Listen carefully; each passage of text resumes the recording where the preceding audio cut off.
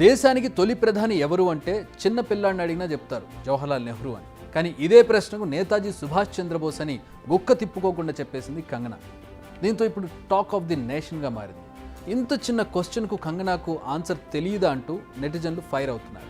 ఇలాంటి వ్యక్తికి బీజేపీ పిలిచి కండువా గప్పి హిమాచల్లోని మండి పార్లమెంట్ టికెట్ ఇప్పించిందా అంటూ కామెంట్ల వర్షం కురిపిస్తున్నారు. ప్రస్తుతం కంగనా మాట్లాడిన ఈ వీడియో సోషల్ మీడియాలో వైరల్గా మారింది. మామూలుగానే నెట్టింట్లో చిచ్చు మొదలైంది కంగనా కామెంట్స్పై. సమర్థిస్తూ కొందరు, విమర్శిస్తూ మరికొందరు మాటల యుద్ధం చేసుకుంటున్నారు. అసలు ఈ వీడియోలో కంగనా ఏం మాట్లాడిందంటే, భారతదేశానికి స్వాతంత్ర్యం వచ్చినప్పుడు తొలి ప్రధాని సుభాష్ చంద్రబోస్ ఎక్కడికి వెళ్ళారు, దేశం కోసం పోరాడిన సుభాష్ చంద్రబోస్ను భారతదేశంలోకి అడుగు పెట్టనివ్వలేదు. ఇవి ఆమె చేసిన వ్యాఖ్యలు. దీంతో కంగనాకు మినిమం కామన్ సెన్స్ లేదంటూ, ఈ నాలెడ్జ్తో ఎలా పోటీ చేస్తావంటూ, సినిమాలు చేసుకునే వారి పాలిటిక్స్లోకి వస్తే ఇలానే ఉంటుందంటూ రకరకాలుగా కామెంట్స్ చేస్తూ ఉన్నారు.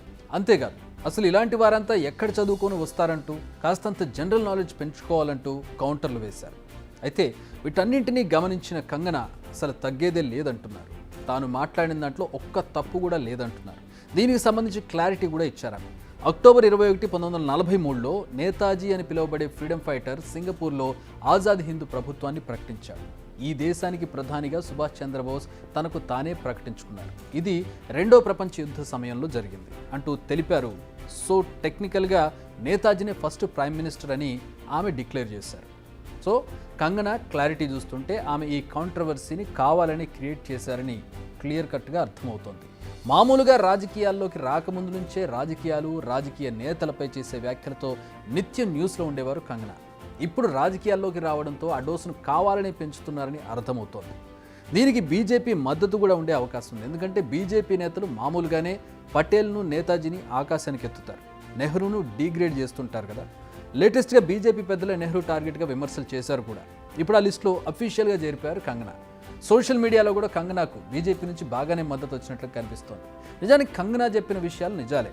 నేతాజీ ప్రవాస ప్రభుత్వాన్ని ఏర్పాటు చేసింది నిజమే. కానీ దేశానికి స్వాతంత్రం వచ్చాక ప్రజాప్రభుత్వంలో ఇక్కడ ఎవరు ప్రధాని అవుతారో వాళ్ళని టెక్నికల్గా మనం ప్రధాని అంటాం. మరి కంగనా ఈ లాజిక్ని ఎలా మిస్ అయ్యారు? కానీ ఇదంతా కంగనాకు అనవసరం. ఆమెకు కావాల్సింది బీజేపీ ఎజెండాను ప్రజల్లోకి తీసుకెళ్లడం, చర్చకు పెట్టడం, తనకు తాను ప్రచారం చేసుకోవడం. తను అదే చేసింది. పబ్లిసిటీ తెచ్చుకోవడంలో సక్సెస్ అయింది.